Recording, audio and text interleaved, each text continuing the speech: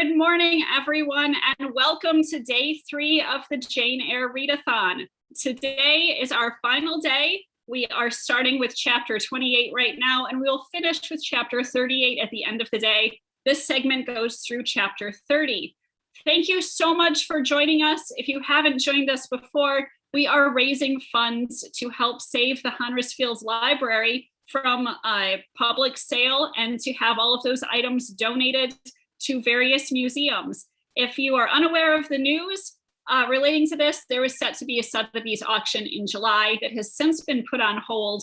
It has saved just dozens, scores of literary treasures from manuscripts, various documents, diary pages, annotated books, all of these wonderful treasures from 19th century authors. These were saved when the auction was put on pause, and the Friends of the National Libraries in the UK are now trying to raise £15 million to purchase these items outright and then donate them to the Bronte Parsonage or Abbotsford or the Robert Burns Cottage, all of these wonderful museums and libraries throughout the UK. We are helping the Friends of the National Libraries with our Bring the Brontes Home campaign. This is one of 2 fundraisers that we're having starting July 3rd through July 10th. We are also having an auction of various bookish items, which include signed books, various services such as editing, some kinds of goodies like t-shirts and other swag related to books that are donated by a bunch of authors who are supporting our cause, and we appreciate them. If you would like to donate an item to our auction, you can do that through the contact link on our GoFundMe page. If you would like to donate funds to the Friends of the National Libraries, you can do that one of 2 ways. You can give directly through their Give Big campaign. We have a link for that on our previous YouTube videos. It will be added here later today. Or you could also donate to our GoFundMe, which is linked as well on YouTube. And again, not with this video, but that will be added later today after our live stream. You can look at our previous videos for how to donate there. All of the money that we're raising through Bring the Brontes Home is going directly to the Friends of the National Libraries for them to bring all of these treasures to their homes. We appreciate you. If you've been watching, please share if you can. Please do the YouTube thing where you like and subscribe to our channel, but also tell your friends about this and help spread the word so more people can hear about our readathon, but more importantly about the Honresfields Library and what all of those treasures mean to literary fans like us. So we left off yesterday with Jane in a sticky situation. On day 1, which was Friday, we got to see Jane's childhood, all of the trauma she experienced at Lowood School. Yesterday, we got to see the Rochester arc, where Jane had some romance with her employer. Things did not go well. When we meet Jane today, she is going to be out in the world in a dangerous situation, and then adventures occur. I'd like you to meet our participants, and I'm very grateful for all of them joining us today. We do have all levels at each one of our readings. Some people are teachers, we have students in other cases, we have professional actors, we have fans. So we're going to be coming at you from different levels, but what we all share is a love of the Brontes and 19th century literature. So thank you for joining us, friends. Christina, can you please introduce yourself first? I'm Christina. I'm a high school teacher from Texas, just having a chill summer after a crazy school year. And thank you for joining us. Up next is Ellen. Can you tell us a bit about yourself? Hi, I'm Ellen. I'm a primary school teacher from the northeast of the UK. I've been a fan of the Bronte sisters for about maybe 10 years or more, and now I'm here doing this. That's fantastic. Thank you for joining us. Amanda, could you go next? Sure. I'm Amanda, and I'm a former high school English teacher. Now I'm a dean of academics. But I have known Amber since way back in middle school, and so I'm a fan of Jane Eyre, but also of Amber's. So I'm glad to be here. Thank you. I realized this morning, I think we were born in the same hospital at the same time. which is awesome. So I've known you my entire life in a way. Thanks for coming. Alice, can you please go next? Hi, my name is Alice Bloomer. I'm an actor and producer. Over lockdown, I produced a piece called Socially Distant Cymbeline, and I most recently performed as the Pope and ensemble in the Show Must Go Online's Dr. Faustus in their month of Marlowe. So do tune into that after this if you enjoy online theatre. And I also want to say a big shout out to Amber, who has created, curated, and hosted and cut this and everything this. And I'm incredibly grateful to be here and to be working with all of you. Thank you. And I may be jumping in for Alice later because she's going to the Globe, and that's fantastic. So enjoy yourself there. Next, we have Ellen.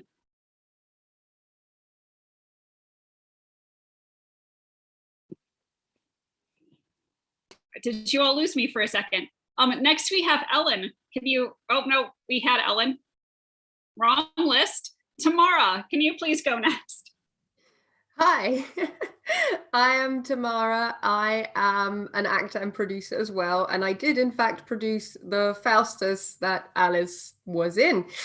I have been a fan of the Brontes since I was a student, I think, and I discovered them as an alternative to Jane Austen. And yeah, I don't know what else to say about me. Lockdown has been interesting.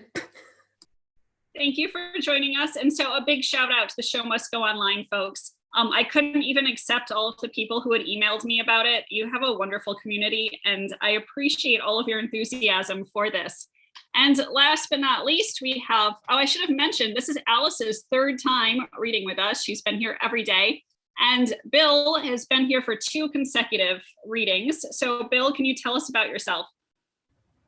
Hi, my name is Bill Heller. I'm coming to you from New York City, from my professional looking home studio here in Queens. I'm the creator of ShakespeareTeacher.com, which is a website that has resources if you want to do a Shakespeare reading group, or I have family trees for Shakespeare's histories. I haven't read a lot of Bronte, to be honest. I read Wuthering Heights when I was in high school, and I've never read Jane Eyre, but I'm enjoying it a lot, and there are a lot of Shakespeare references in there. Yes. But I'm curious to see where Jane's going to go from here. So I'm very excited. So thank you to Amber for inviting me to be part of this. Yeah, thanks for joining us again. And everyone, just a reminder to the readers, if you have to run early or if there's any kind of problem, I will be sitting here following along. I will jump in for you. Those of you at home, we are going off of scripts that look like this. They have little highlights. If there's ever an awkward pause, it's just likely a problem with the highlights because there are likely to be mistakes in all of them because I did them myself very quickly for this project. So everyone, thank you for your participation. Thank you for giving us the time. Those of you at home, thank you for giving us your voice. And if you have the means, we appreciate your funds also to help save the Honrus Fields Library. So let's start with chapter 28 right now. Christina, take it away when you're ready. Thank you. Chapter 28.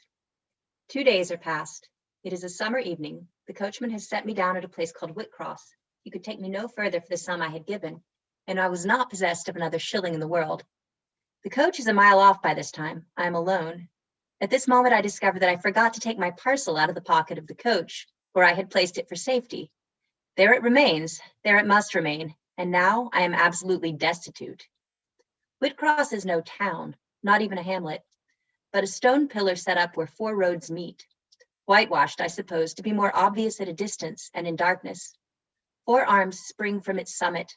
The nearest town to which these point is, according to the inscription, distant 10 miles, the farthest above 20. From the well-known names of these towns, I learn in what county I have lighted, a North Midland shire, dusk with moorland, ridged with mountain, This I see. There are great moors behind and on each hand of me. There are waves of mountains far beyond that deep valley at my feet. The population here must be thin, and I see no passengers on these roads. They stretch out east, west, north, and south, white, broad, lonely. They are all cut in the moor, and the heather grows deep and wild to their very verge. Yet a chance traveler might pass by, and I wish no eye to see me now. Strangers would wonder what I'm doing, lingering here at the signpost, evidently objectless and lost. I might be questioned. I could give no answer but what would sound incredible and excite suspicion. Not a tie holds me to the human society at this moment. Not a charm or hope calls me where my fellow creatures are. None that saw me would have a kind thought or a good wish for me. I have no relative but the universal mother, nature. I will seek her breast and ask repose. I struck straight into the heath. I held on to a hollow I saw deeply furrowing the brown moorside. I waded knee-deep in its dark growth. I turned with its turnings, and finding in a moss-blackened granite crag a hidden angle, I sat down under it. High banks of moor were about me. The crag protected my head. The sky was over that. Some time passed before I felt tranquil even here. I had a vague dread that wild cattle might be near, or that some sportsman or poacher might discover me. If a gust of wind swept the waste, I looked up, fearing it was the rush of a bull. If a plover whistled, I imagined it was a man. Finding my apprehensions unfounded, however, and calmed by the deep silence that reigned as evening declined at nightfall, I took confidence. As yet, I had not thought. I had only listened, watched, dreaded. Now I regained the faculty of reflection. What was I to do? Where to go? Oh, intolerable questions when I could do nothing and go nowhere. When a long way must yet be measured by my weary, trembling limbs before I could reach human habitation. When cold charity must be entreated before I could get a lodging. Reluctant sympathy importuned, almost certain repulse incurred before my tale could be listened to or one of my wants relieved. I touched the heath. It was dry and yet warm with the heat of the summer day. I looked at the sky. It was pure. A kindly star twinkled just above the chasm ridge. The dew fell, but with propitious softness. No breeze whispered. Nature seemed to me benign and good. I thought she loved me, outcast as I was, and I, who from man could anticipate only mistrust, rejection, insult, clung to her with filial fondness. Tonight, at least, I would be her guest. As I was her child, my mother would lodge me without money and without price. I had one morsel of bread yet, the remnant of a roll I had bought in a town we passed through at noon with a stray penny, my last coin. I saw ripe bilberries gleaming here and there like jet beads in the heath. I gathered a handful and ate them with the bread. My hunger, sharp before, was, if not satisfied, appeased by this hermit's meal. I said my evening prayers at its conclusion, and then chose my couch. Beside the crag, the heath was very deep. When I lay down, my feet were buried in it, rising high on each side. It left only a narrow space for the night air to invade. I folded my shawl double and spread it over me for a coverlet. A low, mossy swell was my pillow. Thus lodged, I was not, at least at the commencement of the night, cold. My rest might have been blissful enough, only a sad heart broke it. It plained of its gaping wounds, its inward bleeding, its riven cords. It trembled for Mr. Rochester and his doom. It bemoaned him with bitter pity. It demanded with ceaseless longing, and, impotent as a bird with both wings broken, it still quivered its shattered pinions in vain attempts to seek him. Worn out with this torture of thought, I rose to my knees. Night was come, and her planets were risen, a safe, still night, too serene for the companionship of fear. We know that God is everywhere, but certainly we feel his presence most when his works are on the grandest scale spread before us. And it is in the unclouded night sky, where his worlds wheel their silent course, that we read clearest his infinitude, his omnipotence, his omnipresence. I had risen to my knees to pray for Mr. Rochester. Looking up, I, with tear-dimmed eyes, saw the mighty Milky Way. Remembering what it was, what countless systems there swept space like a soft trace of light, I felt the might and strength of God. Sure was I of his efficiency to save what he had made. Convinced I grew that neither earth should perish, nor one of the souls it treasured. I turned my prayer to thanksgiving. The source of life was also the savior of spirits. Mr. Rochester was safe, he was God's, and by God would he be guarded. I again nestled to the breast of the hill, and ere long in sleep forgot sorrow. But next day Want came to me pale and bare. Long after the little birds had left their nests, long after bees had come in the sweet prime of day to gather the heath honey before the dew was dried, when the long morning shadows were curtailed and the sun filled earth and sky, I got up and I looked round me. What a still, hot, perfect day. What a golden desert this spreading moor. Everywhere sunshine. I wished I could live in it and on it. I saw a lizard run over the crag. I saw a bee busy among the sweet bilberries. I would fain at the moment have become bee or lizard, that I might have found fitting nutriment, permanent shelter here. But I was a human being and had a human being's wants. I must not linger where there was nothing to supply them. I rose. I looked back at the bed I had left. Hopeless of the future, I wished but this, that my Maker had that night thought good to require my soul of me while I slept, and that this weary frame, absolved by death from further conflict with fate, had now but to decay quietly and mingle in peace with the soil of the wilderness. Life, however, was yet in my possession, with all its requirements and pains and responsibilities. The burden must be carried, the want provided for, the suffering endured, the responsibility fulfilled. I set out. Whitcross regained, I followed a road which led from the sun, now fervent and high. By no other circumstance had I will to decide my choice. I walked a long time, and when I thought I had nearly done enough and might conscientiously yield to the fatigue that almost overpowered me, might relax this forced action and, sitting down on a stone I saw near, submit resistlessly to the apathy that clogged heart and limb, I heard a bell chime, a church bell.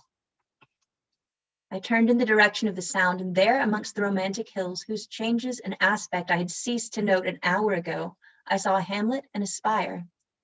All the valley at my right hand was full of pasture fields and cornfields and wood, and a glittering stream ran zigzag through the varied shades of green, the mellowing grain, the somber woodland, the clear and sunny lea. Recalled by the rumbling of wheels to the road before me, I saw a heavily laden wagon laboring up the hill, and not far beyond were 2 cows and their drover. Human life and human labor were near. I must struggle on, strive to live, and bend to toil like the rest. About 2:00 p.m. I entered the village. At the bottom of its one street, there was a little shop with some cakes of bread in the window. I coveted a cake of bread. With that refreshment, I could perhaps regain a degree of energy. Without it, it would be difficult to proceed. The wish to have some strength and some vigor returned to me as soon as I was amongst my fellow beings. I felt it would be degrading to faint with hunger on the causeway of a hamlet. Had I nothing about me I could offer in exchange for one of these rolls? I considered. I had a small silk handkerchief tied round my throat. I had my gloves. I could hardly tell how men and women in extremities of destitution proceeded. I did not know whether either of these articles would be accepted. Probably they would not, but I must try. I entered the shop. A woman was there. Seeing a respectably dressed person, a lady as she supposed, she came forward with civility. How could she serve me? I was seized with shame. My tongue would not utter the request I had prepared. I dared not offer her the half-worn gloves, the creased handkerchief. Besides, I felt it would be absurd. I only begged permission to sit down a moment, as I was tired. Disappointed in the expectation of a customer, she coolly acceded to my request. She pointed to a seat. I sank into it. I felt sorely urged to weep, but conscious how unseasonable such a manifestation would be, I restrained it. Soon I asked her if there were any dressmaker or plain workwoman in the village. Yes, 2 or 3, quite as many as there was employment for. I reflected. I was driven to the point now. I was brought face to face with a necessity. I stood in the possession of one without a resource, without a friend, without a coin. I must do something. What? I must apply somewhere. Where? Did she know of any place in the neighbourhood where a servant was wanted? Nay, she couldn't say. What was the chief trade in this place? What did most of the people do? Some were farm laborers. A good deal worked at Mr. Oliver's needle factory and at the foundry. Did Mr. Oliver employ women? Nay, it was men's work. And what did the women do? I knownt it. Some does one thing and some another. Poor folk mun get on as they can. She seemed to be tired of my questions, and indeed, what claim had I to importune her? A neighbor or two came in. My chair was evidently wanted. I took leave. I passed up the street, looking as I went at all the houses to the right hand and to the left, but I could discover no pretext nor see an inducement to enter any. I rambled round the hamlet, going sometimes to a little distance and returning again for an hour or more. Much exhausted and suffering greatly now for want of food, I turned aside into a lane and sat down under the hedge. Ere many minutes had elapsed, I was again on my feet, however, and again searching something, a resource, or at least an informant. A pretty little house stood at the top of the lane, with a garden before it, exquisitely neat and brilliantly blooming. I stopped at it. What business had I to approach the white door or touch the glittering knocker? In what way could it possibly be in the interest of the inhabitants of that dwelling to serve me? Yet I drew near and knocked. A mild-looking, cleanly attired young woman opened the door. In such a voice as might be expected from a hopeless heart and fainting frame, a voice wretchedly low and faltering, I asked if a servant was wanted there. No, we do not keep a servant. Can you tell me where I could get employment of any kind? I am a stranger without acquaintance in this place. I want some work, no matter what. But it was not her business to think for me or seek a place for me. Besides, in her eyes, how doubtful must have appeared my character, position, tale. She shook her head, said she was sorry she could give me no information, and the white door closed quite gently and civilly. But it shut me out. If she had held it open a little longer, I believe I should have begged a piece of bread, for I was now brought low.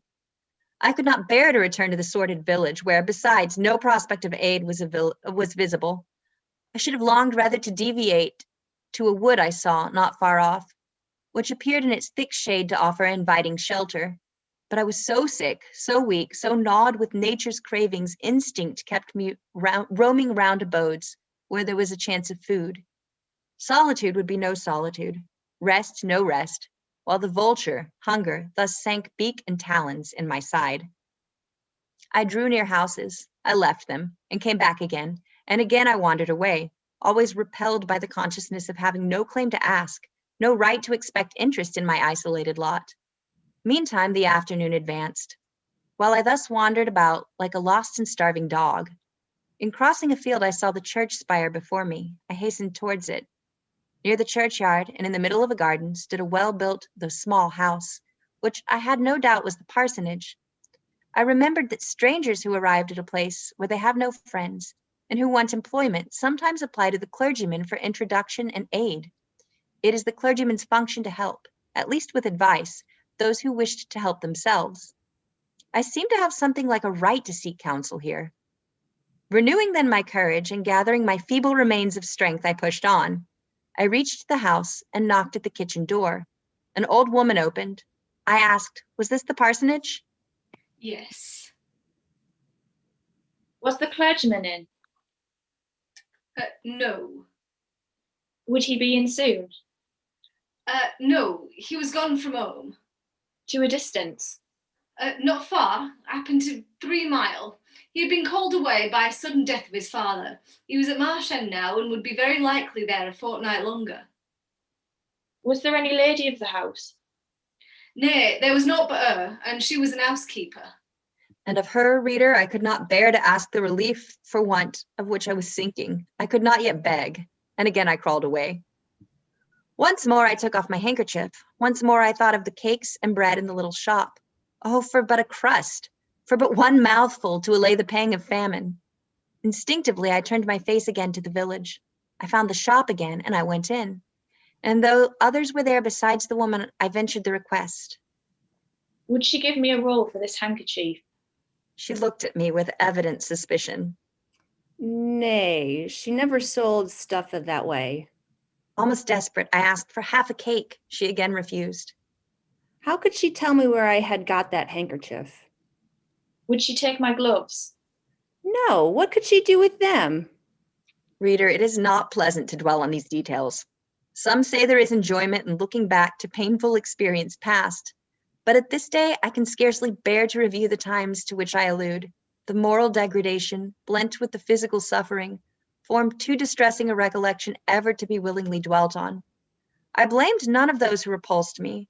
I felt it was what was to be expected, and what could not be helped, An ordinary beggar is frequently an object of suspicion, a well-dressed beggar inevitably so. To be sure, what I begged was employment, but whose business was it to provide me with employment?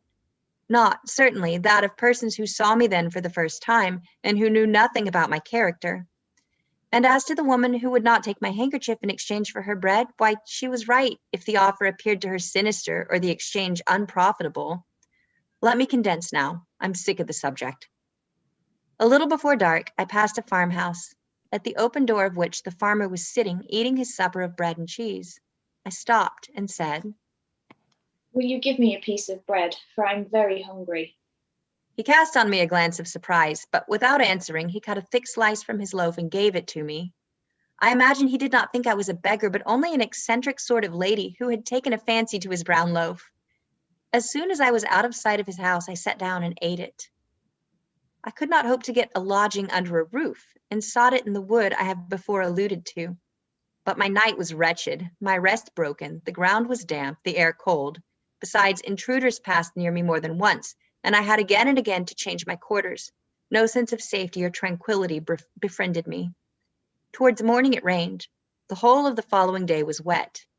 Do not ask me, reader, to give a minute account of that day. As before I sought work, as before I was repulsed, as before I starved. But once did food pass my lips. At the door of a cottage I saw a little girl about to throw a mess of cold porridge into a pig trough. "Will you give me that?" She stared at me.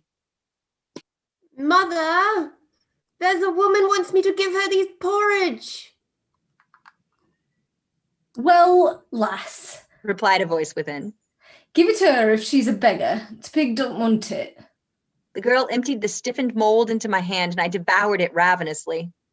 As the wet twilight deepened, I stopped in a solitary bridle path, which I had been pursuing for an hour or more. My strength is quite failing me. I said in a soliloquy. I feel I cannot go much farther. Shall I be an outcast again this night? While the rain descends so, must I lay my head on the cold, drenched ground? I fear I cannot do otherwise. But who will receive me? But it will be very dreadful with this feeling of hunger, faintness, chill, and this sense of desolation, this total prostration of hope. In all likelihood, though, I should die before morning. And why cannot I reconcile myself to the prospect of death? Why do I struggle to retain a valueless life? Because I know or believe Mr. Rochester is living, and then to die of want and cold is a fate to which nature cannot submit passively. O Providence, sustain me a little longer. Aid, direct me. My glazed eye wandered over the dim and misty landscape. I saw I had strayed far from the village. It was quite out of sight. The very cultivation surrounding it had disappeared. I had, by crossways and bypaths, once more drawn near the tract of moorland, and now only a few fields, almost as wild and unproductive as the heath from which they were scarcely reclaimed, lay between me and the dusky hill. Well, I would rather die yonder than in a street or on a frequented road, and far better that crows and ravens, if any ravens there be in these regions, should pick my flesh from my bones, than that they should be prisoned in a workhouse coffin and moulder in a pauper's grave. To the hill then I turned. I reached it. It remained now only to find a hollow where I could lie down and feel at least hidden, if not secure. But all the surface of the waste looked level. It showed no variation but of tint, green where rush and moss overgrew the marshes, black where the dry soil bore only heath. Dark as it was getting, I could still see these changes, though but as mere alterations of light and shade, for color had faded with the daylight. My eye still roved over the sullen swell and along the moor edge, vanishing amongst the wildest scenery, when at one dim point, far in among the marshes and the ridges, a light sprang up. That is an ignis fatuus, was my first thought, and I expected it would soon vanish. It burnt on, however, quite steadily, neither receding nor advancing. Is it then a bonfire just kindled? I questioned. I watched to see whether it would spread, but no, as it did not diminish, so it did not enlarge. It may be a candle in a house, I then conjectured. but if so, I can never reach it. It is much too far away. And were it within a yard of me, what would it avail? I should but knock at the door to have it shut in my face. and I sank down where I stood and hid my face against the ground. I lay still a while. The night wind swept over the hill and over me, and died moaning in the distance. The rain fell fast, wetting me afresh to the skin. Could I but have stiffened to the still frost, the friendly numbness of death, it might have pelted on. I should not have felt it, but my yet living flesh shuddered at its chilling influence. I rose ere long. The light was yet there, shining dim but constant through the rain. I tried to walk again. I dragged my exhausted limbs slowly towards it. It led me aslant over the hill, through a wide bog, which would have been impassable in winter, and was splashy and shaking even now in the height of summer. Here I fell twice, but as often I rose and rallied my faculties. This light was my forlorn hope. I must gain it. Having crossed the marsh, I saw a trace of white over the moor.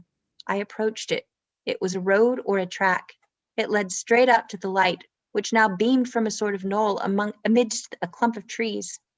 Firs, apparently, from what I could distinguish of the character of their forms and foliage through the gloom. My star vanished as I drew near. Some obstacle had intervened between me and it. I put out my hand to feel the dark mass before me. I discriminated the rough stones of a low wall. Above it, something like palisades, and within, a high and prickly hedge. I groped on. Again, a whitish object gleamed before me. It was a gate, a wicket. It moved on its hinges as I touched it. On each side stood a sable bush, holly or yew. Entering the gate and passing the shrubs, a silhouette of a house rose to view, black, low, and rather long, but the guiding light shone nowhere. All was obscurity. Were the inmates retired to rest? I feared it must be so. In seeking the door, I turned an angle. There shot out the friendly gleam again from the lozenged planes of a very small latticed window, within a foot of the ground, made still smaller by the growth of ivy or some other creeping plant whose leaves clustered thick over the portion of the house wall in which it was set.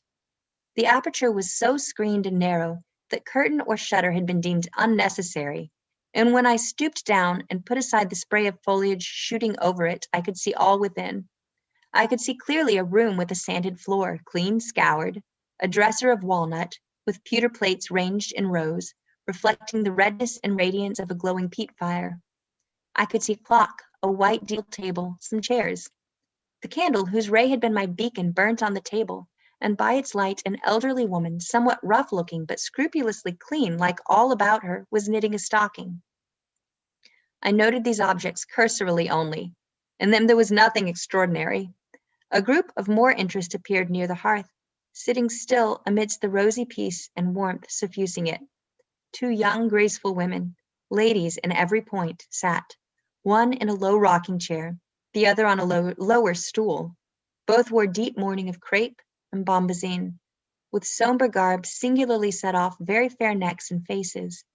A large old pointer dog rested its massive head on the knee of one girl. In the lap of the other was cushioned a black cat. A strange place was this humble kitchen for such occupants. Who were they? They could not be the daughters of the elderly person at the table, for she looked like a rustic, and they were all delicacy and cultivation. I had nowhere seen such faces as theirs, and yet, as I gazed on them, I seemed intimate with every lineament. I cannot call them handsome. They were too pale and grave for the word. As they each bent over a book, they looked thoughtful almost to severity. A stand between them supported a second candle and two great volumes, to which they frequently referred, comparing them, seemingly, with the smaller books they held in their hands, like people consulting a dictionary to aid them in the task of translation. The scene was as silent as if all the figures had been shadows, and the firelit apartment a picture. So hushed it was, I could hear the cinders fall from the grate, the clock tick in its obscure corner, and I even fancied I could distinguish the click-clack of the woman's knitting needles. When, therefore, a voice broke the strange stillness, at last, it was audible enough to me.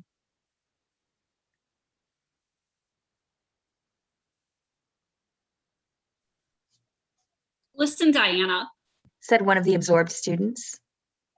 Franz and old Daniel are together in nighttime, and Franz is telling a dream from which he has awakened in terror. Listen. And in a low voice she read something of which not one word was intelligible to me, for it was in an unknown language, neither French nor Latin. Whether it were Greek or German, I could not tell. That is strong, she said when she had finished. I relish it. The other girl, who had lifted her head to listen to her sister, repeated, while she gazed at the fire, a line of what had been read. At a later day I knew the language of the book. Therefore, I will here quote the line, though when I first heard it, it was only like a stroke on sounding brass to me, conveying no meaning. Da trat hervor einer, ansuchen wie die Sternennacht. Good, good. She exclaimed, while her dark and deep eyes sparkled. There you have a dim and mighty archangel fitly set before you. The line is worth 100 pages of fustian. Ich wege die Gedanken in der Schale meines Zornes und die Werke mit dem Gewichte meines Grimms. I like it. Both were again silent. The only country where they talk that way? Asked the old woman, looking up from her knitting. Yes, Hannah, a far larger country than England where they talk in no other way. Well, for sure, Kiss, I can't not know where they can understand to one t'other. If either of you were there, you could tell what they said, I guess. We could probably tell something of what they said, but not all. For we are not as clever as you think us, Hannah. We don't speak German, and we cannot read it without a dictionary to help us. And what good does it do you? We mean to teach it sometime, or at least the elements, as they say, and then we shall get more money than we do now. Very like, but give Owen a study and you've done enough for tonight. I think we have. At least I'm tired. Mary, are you? Mortally. After all, it's tough work fagging about at a language with no master but a lexicon. It is, especially such a language as this crabbed but glorious Deutsch. I wonder when St. John will come home. Surely he will not be long now. It's just 10. Looking at a little gold watch she drew from her girdle. It rains fast, Hannah. Will you have the goodness to look at the fire in the parlor? The woman rose. She opened a door, through which I dimly saw a passage. Soon I heard her stir a fire in an inner room. She presently came back. Ah, children, it fair troubles me to go into yond room. Now, it looks so lonesome with chair empty and set back in a corner. She wiped her eyes with her apron. The two girls, grave before, looked sad now. But he is in a better place, Continued Hannah. We shouldn't wish him here again, and then nobody needs to have a quieter death, nor he had. You say he never mentioned us? Inquired one of the ladies. He hadn't time, Ben. He was gone in a minute, was your father. He had been ailing like the day before, but not to signify. And when Mr. St. John asked if he would like either of you to be sent for, he laughed at him. He began again with a bit of heaviness for his head the next day. That is a fortnight sin. And he went to sleep and never wakened. He were most stark when your brother went into chamber and found him. Ah, children, that's the last told stock for ye. And Mr. St. John is like a different sort than them. I's gone for your mother, which your way, and I must put you bonk leaned. She was the picture of you, Mary. Diana's more like your father. I thought them so similar I could not tell where the old servant, for such I now concluded her to be, saw the difference. Both were fair-complexioned and slenderly made. Both possessed faces full of distinction and intelligence.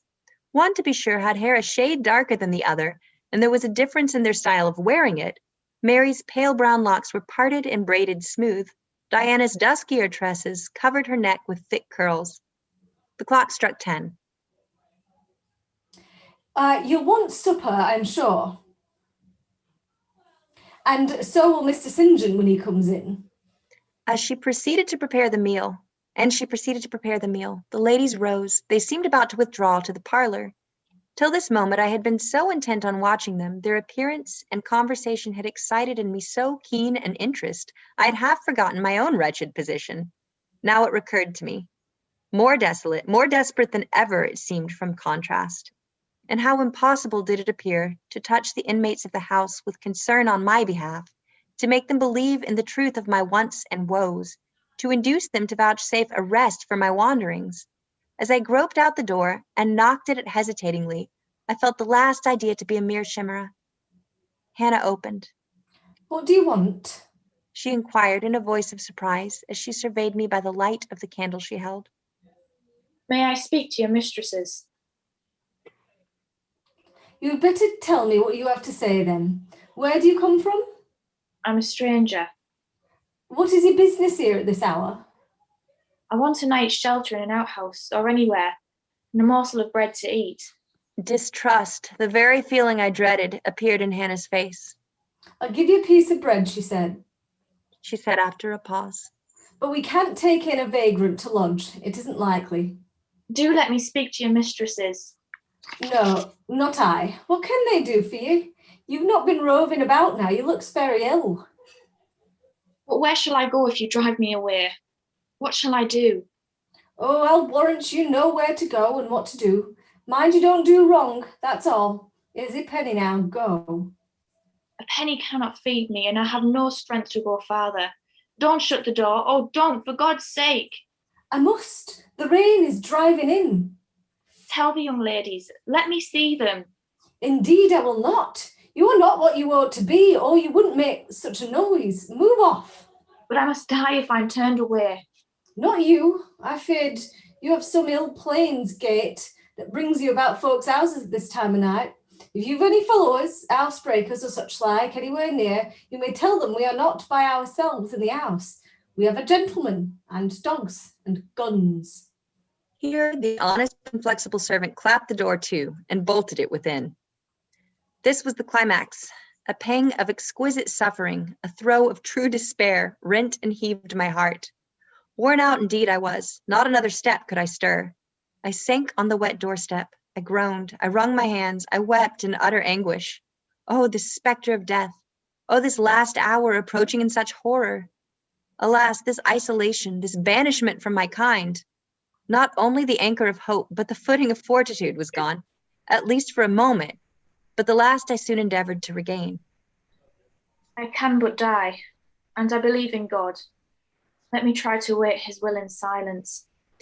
These words I not only thought but uttered, and thrusting back all my misery into my heart, I made an effort to compel it to remain there, dumb and still. All men must die, Said a voice quite close at hand. but all are not condemned to meet a lingering and premature doom, such as yours would be if you perished here of want. Who or what speaks? I asked, terrified at the unexpected sound and incapable now of deriving from any occurrence a hope of aid. A form was near. What form the pitch-dark night and my enfeebled vision prevented me from distinguishing. With a loud, long knock, the newcomer appealed to the door. Is it you, Mr. St. John? Cried Hannah.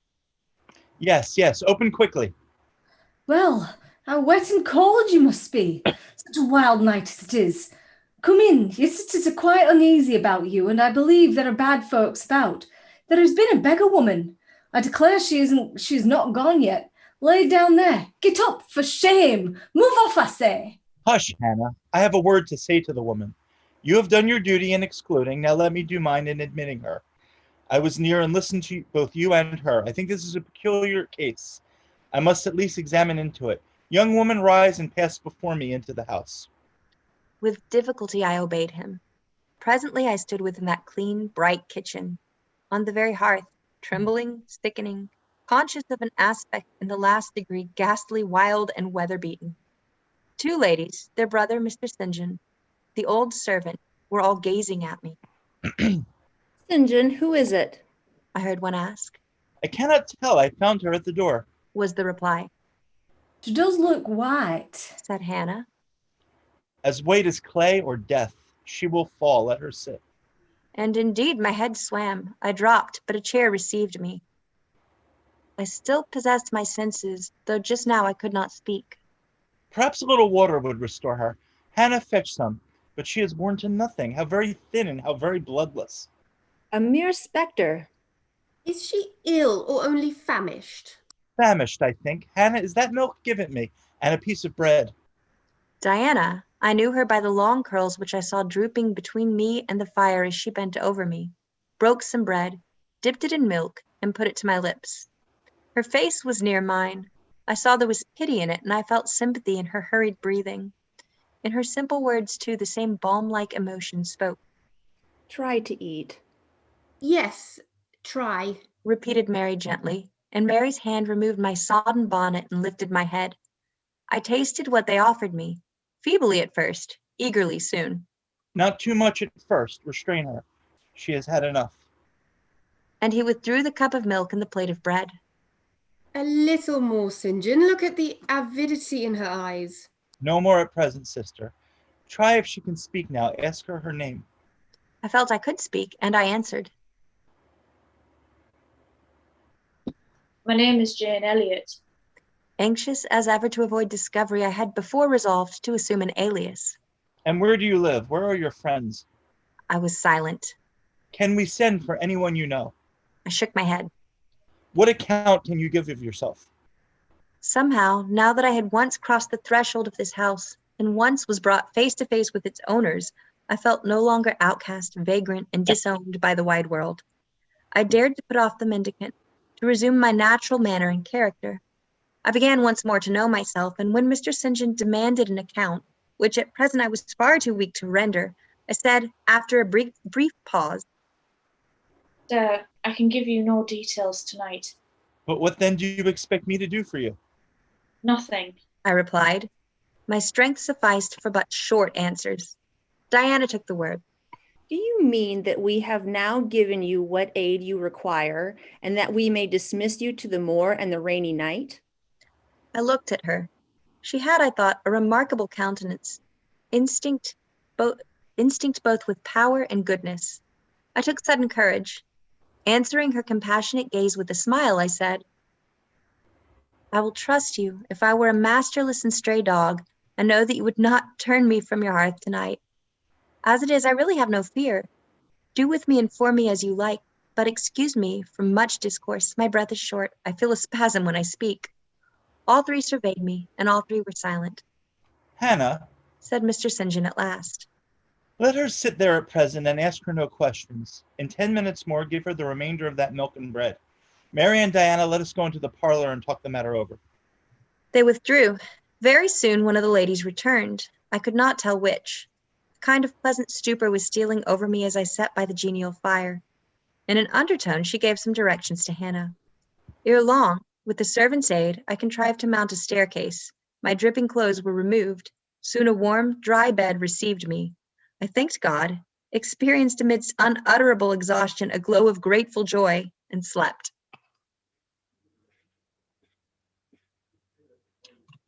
Chapter 29. The recollection of about 3 days and nights succeeding this is very dim in my mind. I can recall some sensations felt in that interval, but few thoughts framed and no actions performed. I knew I was in a small room and in a narrow bed. To that bed I seemed to have grown. I lay on it motionless as a stone, and to have torn me from it would have been almost to kill me. I took no note of the lapse of time, of the change from morning to noon, from noon to evening. I observed when anyone entered or left the apartment. I could even tell who they were. I could understand what was said when the speaker stood near to me, but I could not answer. To open my lips or move my limbs was equally impossible.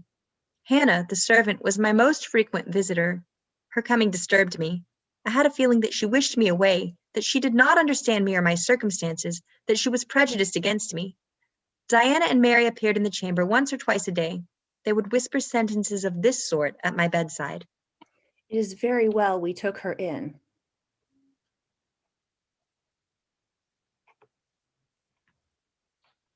Yes, she would certainly have been found dead at the door in the morning had she been left out all night. I wonder what she has gone through. Strange hardships, I imagine. Poor, emaciated, pallid wanderer.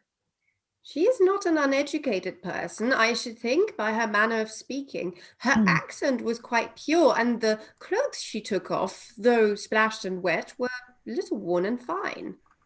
She has a peculiar face, fleshless and haggard as it is. I rather like it, and when in good health and animated, I can fancy her physiognomy would be agreeable. Never once in their dialogues did I hear a syllable of regret at the hospitality they had extended to me, or of suspicion of or aversion to myself. I was comforted. Mr. St. John came but once. He looked at me and said my state of lethargy was the result of reaction from excessive and protracted fatigue. He pronounced it needless to send for a doctor. Nature, he was sure, would manage best left to herself.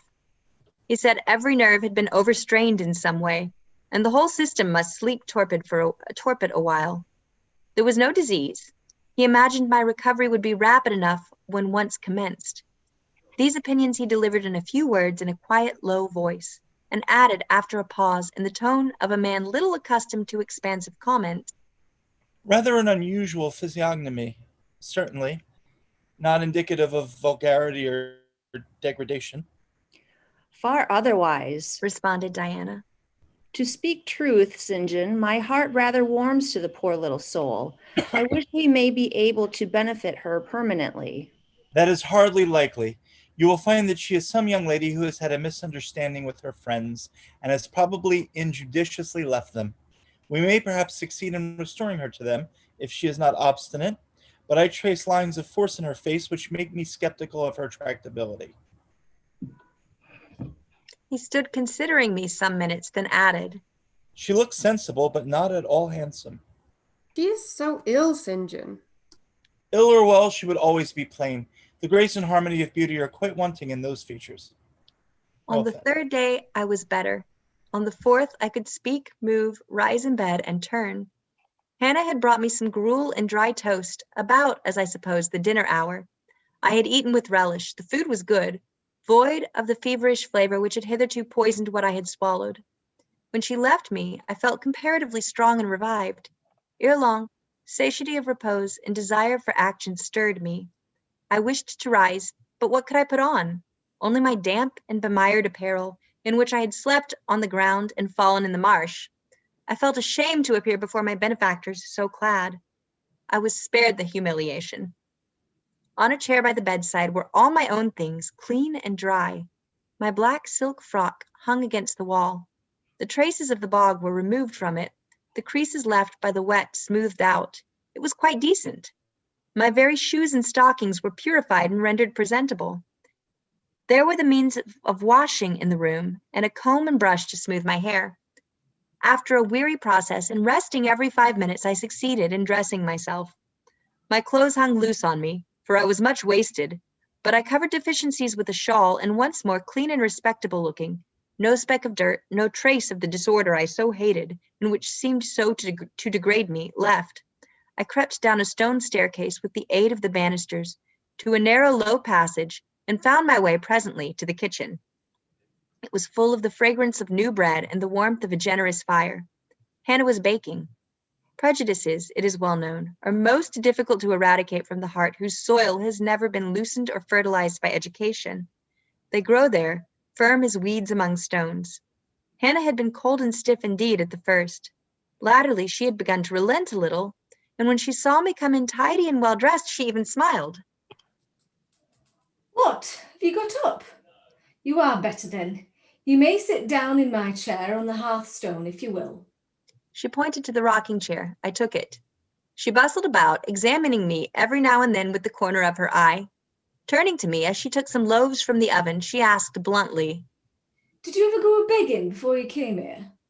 I was indignant for a moment, but remembering that anger was out of the question, and that I had indeed appeared as a beggar to her, I answered quietly, but still not without a certain marked firmness. You are mistaken in supposing me a beggar. I am no beggar any more than yourself, you young ladies. After a pause, she said, I do not understand that. You've like no house, nor no brass, I guess. The want of house or brass, by which I suppose you mean money, does not make a beggar in your sense of the word. Are you book learned? Yes, very. But you've never been to a boarding school? I was at a boarding school 8 years. She opened her eyes wide. Whatever cannot keep you for yourself for, then? I have kept myself, and I trust shall keep myself again. What are you going to do with those gooseberries? I inquired as she brought out a basket of the fruit. Make 'em into pies. Give them to me and I'll pick them. Nay, I do not want you to do nought. But I must do something. Let me have them. She consented, and she even brought me a clean towel to spread over my dress.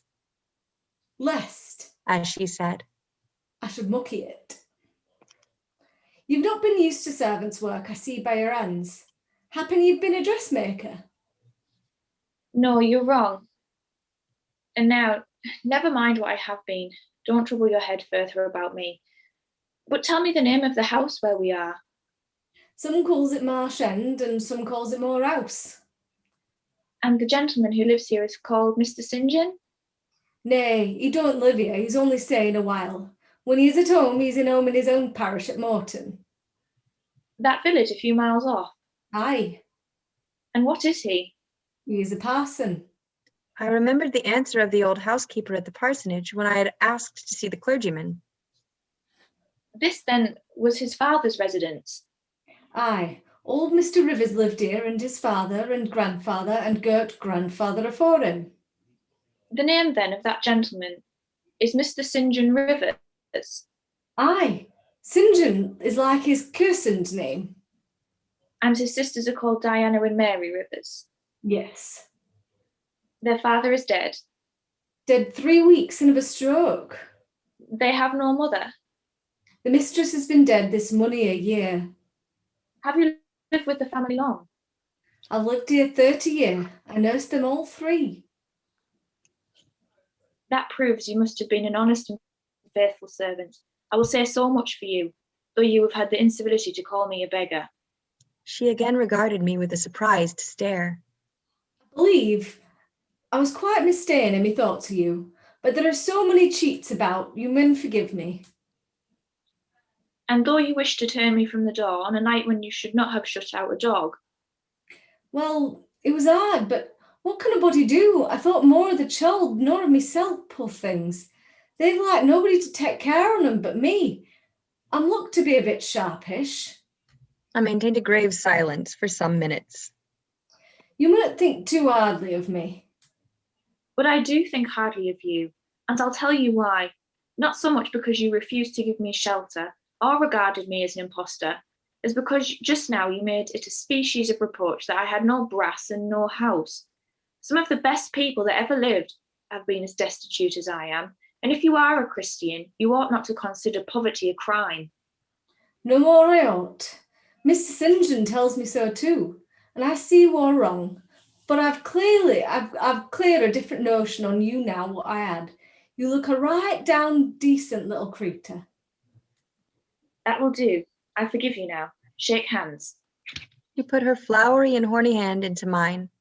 Another and heartier smile illumined her rough face, and from that moment we were friends. Hannah was evidently fond of talking. While I picked the fruit and she made the paste for the pies, she proceeded to give me sundry details about her deceased master and mistress and the childer, as she called the young people. Old Mr. Rivers, she said, was a plain man enough, but a gentleman, and of as ancient a family as could be found.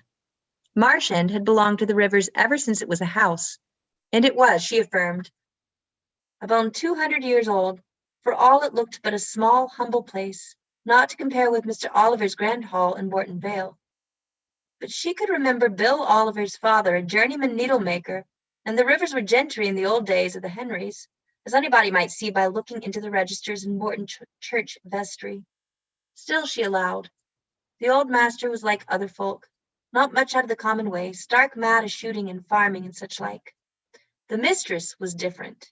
She was a great reader and studied a deal, and the bairns had taken after her. There was nothing like them in these parts, nor ever had been. They had liked learning, all 3, almost from the time they could speak, and they had always been of a make of their own. Mr. St. John, when he grew up, would go to college and be a parson, and the girls, as soon as they left school, would seek places as governesses, for they had told their father had some years ago lost a great deal of money by a man he had trusted turning bankrupt, and as he was now not rich enough to give them fortunes, they must provide for themselves. They had lived very little at home for a long while, and were only come now to stay a few weeks on account of their father's death, but they did so like Marsh End and Morton and all these moors and hills about. They had been in London and many other grand towns, but they always said there was no other place like home, and then they were so agreeable with each other, never fell out nor threeped. She did not know where there was such a family for being united. Having finished my task of gooseberry picking, I asked where the 2 ladies and their brother were now. Gone over to Morton for a walk, but they should be back in half an hour to tea. They returned within the time Hannah had allotted them. They entered by the kitchen door. Mr. St. John, when he saw me, merely bowed and passed through. The two ladies stopped. Mary, in a few words, kindly and calmly expressed the pleasure she felt in seeing me well enough to be able to come down. Diana took my hand. She shook her head at me. You should have waited for my leave to descend. You still look very pale and so thin. Poor child, poor girl. Diana had a voice toned to my ear like the cooing of a dove. She possessed eyes whose gaze I delighted to encounter. Her whole face seemed to me full of charm. Mary's countenance was equally intelligent, her features equally pretty, but her expression was more reserved and her manners, though gentle, more distant. Diana looked and spoke with a certain authority. She had a will, evidently. It was my nature to feel pleasure in yielding to an authority supported like hers, and to bend where my conscience and self-respect permitted to an act of will. And what business have you here? It is not your place. Mary and I sit in the kitchen sometimes because at home we like to be free, even to license. But you are a visitor and must go into the parlor. I am very well here. Not at all, with Hannah bustling about and covering you with flour. Besides, the fire's too hot for you. To be sure, come, you must be obedient. And still holding my hand, she made me rise and led me into the inner room. Sit there while we take our things off and get the tea ready. It is another privilege we exercise in our little moorland home, to prepare our own meals when we are so inclined, or when Hannah's baking, brewing, washing, or ironing. She closed the door, leaving me solus with Mr. St. John, who sat opposite, a book or newspaper in his hand. I examined first the parlor and then its occupant. The parlor was rather a small room, very plainly furnished, yet comfortable because clean and neat. The old-fashioned chairs were very bright, and the walnut wood table was like a looking-glass. A few strange antique portraits of the men and women of other days decorated the stained walls. A cupboard with glass doors contained some books and an ancient set of china. There was no superfluous ornament in the room, not one modern piece of furniture save a brace of work boxes and a lady's desk in rosewood, which stood on a side table. Everything, including the carpet and curtains, looked at once well worn and well saved.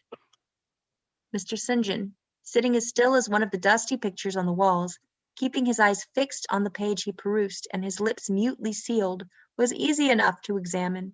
He had been a statue, and had he been a statue instead of a man, he could not have been easier. He was young, perhaps from 28 to 30, tall, slender. His face riveted the eye. It was like a Greek face, very pure in outline, quite a straight classic nose, quite an Athenian mouth and chin. It is seldom indeed an English face comes so near the antique models as his did. He might well be a little shocked at the irregularity of my lineaments, his own being so harmonious. His eyes were large and blue, with brown lashes. His high forehead, colorless as ivy, was partially streaked over by careless locks of fair hair. This is a gentle delineation, is it not, reader? Yet he whom it describes scarcely impressed one with the idea of a gentle, a yielding, an impressible, or even of a placid nature. Quiescent as he now sat, there was something about his nostril, his mouth, his brow, which to my perceptions indicated elements within either restless or hard or eager. He did not speak to me one word, nor even direct to me one glance till his sisters returned. Diana, as she passed in and out in the course of preparing tea, brought me a little cake, baked on the top of the oven. Eat that now. You must be hungry. Hannah says you have had nothing but some gruel since breakfast. I did not refuse it, for my appetite was awakened and keen. Mr. Rivers now closed his book, approached the table, and, as he took a seat, fixed his blue, pictorial-looking eyes full on me. There was an unceremonious directness, a searching, a decided steadfastness in his gaze now, which told that intention and not diffidence had hitherto kept it averted from the stranger. You are very hungry. I am, sir. It is my way. It always was my way by instinct, ever to meet the brief with brevity, the direct with plainness. It is well for you that a low fever has forced you to abstain for the last 3 days. There would have been danger in yielding to the cravings of your appetite at first. Now you may eat, though still not immoderately. I trust I shall not eat long at your expense, sir. Was my very clumsily contrived, unpolished answer. No, when you have indicated to us the residence of your friends, we can write to them, and you may be restored to home. That, I must plainly tell you, is out of my power to do, being absolutely without home and friends. The three looked at me, but not distrustfully. I felt there was no suspicion in their glances. There was more of curiosity. I speak particularly of the young ladies. St. John's eyes, though clear enough in a literal sense, in a figurative one were difficult to fathom. He seemed to use them rather as instruments to search other people's thoughts than as agents to reveal his own, the which combination of keenness and reserve was considerably more calculated to embarrass than encourage. Do you mean to completely isolated from every connection? I do. Not a tie links me to any living thing. Not a claim do I possess to admittance under any roof in England. A most singular position at your age. Here I saw his glance directed to my hands, which were folded on the table before me. I wondered what he sought there. His words soon explained the quest. You have never been married. You are a spinster. Diana laughed. Why, she can't be above 17 or 18 years old, St. John. I am near 19, but I am not married, no. I felt a burning glow mount to my face, for bitter and agitating recollections were awakened by the allusion to marriage. They all saw the embarrassment and the emotion. Diana and Mary relieved me by turning their eyes elsewhere than to my crimsoned visage, but the colder and sterner brother continued to gaze, till the trouble he had excited forced out tears as well as color. Where did you last reside? You are too inquisitive, St. John, murmured Mary in a low voice, but he leaned over the table and required an answer by a second firm and piercing look. The name of the place where, and of the person with whom I lived, is my secret. Which, if you like, you have, in my opinion, a right to keep, both from St. John and every other questioner. Yet if I know nothing about you or your history, I cannot help you. And you need help, do you not? I need it, and I seek it so far, sir, that some true philanthropist will put me in a way of getting work which I can do, and the remuneration for which will keep me, if put in the barest necessities of life. I know not whether I am a true philanthropist, yet I am willing to aid you to the utmost of my power in a purpose so honest. First then, tell me what you have been accustomed to do and what you can do. I had now swallowed my tea. I was mightily refreshed by the beverage, as much so as a giant with wine. It gave new tone to my unstrung nerves and enabled me to address this penetrating young judge steadily. Mr. Rivers, I said, turning to him and looking at him as he looked at me openly and without diffidence. You and your sisters have done me a great service, the greatest man can do his fellow being. You have rescued me by your noble hospitality from death. This benefit conferred gives you an unlimited claim on my gratitude, and a claim, to a certain extent, on my confidence. I will tell you as much of the history of the wanderer you have harboured as I can tell, without compromising my own peace of mind, my own security, moral and physical, and that of others. I'm an orphan, the daughter of a clergyman. My parents died before I could know them. I was brought up a dependent, educated in a charitable institution. I will even tell you the name of the establishment, where I passed 6 years as a pupil and 2 as a teacher. Lowood Orphan Asylum. You have heard of it, Mr. Rivers. The Reverend Robert Brocklehurst is the treasurer. I have heard of Mr. Brocklehurst, and I have seen the school. I left Lowood nearly a year since to become a private governess. I obtained a good situation and was happy. This place I was obliged to leave 4 days before I came here. The reason of my departure I cannot and ought not to explain. It's dangerous and would sound incredible. No blame attached to me. I am as free from culpability as any one of you 3. Miserable I am, and must be for a time, for the catastrophe which drove me from a house I had found a paradise was of a strange and direful nature. I observed but 2 points in planning my departure: speed, secrecy. To secure these, I had to leave behind me everything I possessed, except a small parcel, which, in my hurry and trouble of mind, I forgot to take out of the coach that brought me to Whitcross. To this neighbourhood, then, I came quite destitute. I slept 2 nights in the open air and wandered about 2 days without crossing a threshold. But twice in that space of time did I taste food, and it was when brought by hunger, exhaustion, and despair almost to the last gasp that you, Mr. Rivers, forbid me to perish of want at your door, and took me under the shelter of your roof. I know all your sisters have done for me since, for I have not been insensible during my seeming torpor, and I owe to their spontaneous, genuine compassion as large a debt as to your evangelical charity. Don't make her talk any more now, St. John, said Diana as I paused. She is evidently not yet fit for excitement. Come to the sofa and sit down now, Miss Elliot. I gave an involuntary half-start at hearing the alias. I had forgotten my new name. Mr. Rivers, whom nothing seemed to escape, noticed it at once. You said your name was Jane Elliot. I did say so, and it is the name by which I think it expedient to be called at present.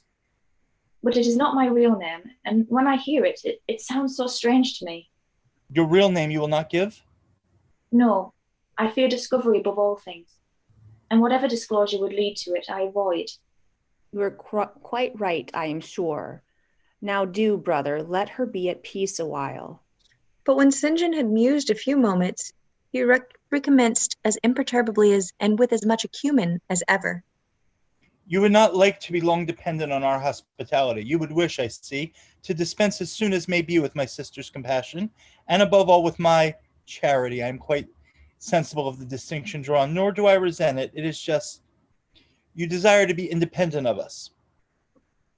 I do. I've already said so. Show me how to work, or how to seek work. That is all I now ask. Then let me go, if it but be to the meanest cottage, but till then, allow me to stay here. I dread another essay of the horrors of homeless destitution. Indeed, you shall stay here, said Diana, putting her white hand on my head. You shall. You shall. Repeated Mary in the tone of undemonstrative sincerity which seemed natural to her. My sisters, you see, have a pleasure in keeping you, as they would have a pleasure in keeping and cherishing a half-frozen bird. Some wintry wind might have driven through their casement.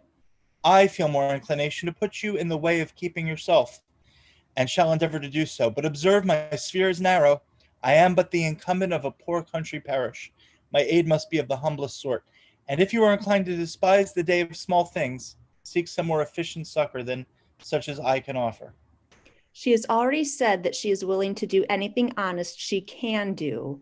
And you know, St. John, she has no choice of helpers. She is forced to put up with such crusty people as you. I will be a dressmaker. I will be a plain workwoman. I will be a servant, a nurse girl, if I can be no better. Right.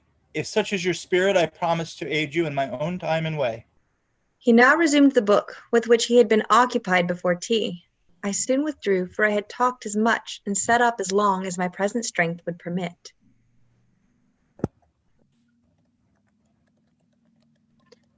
Chapter 30. The more I knew of the inmates of Moor House, the better I liked them. In a few days, I had so far recovered my health that I could sit up all day and walk out sometimes.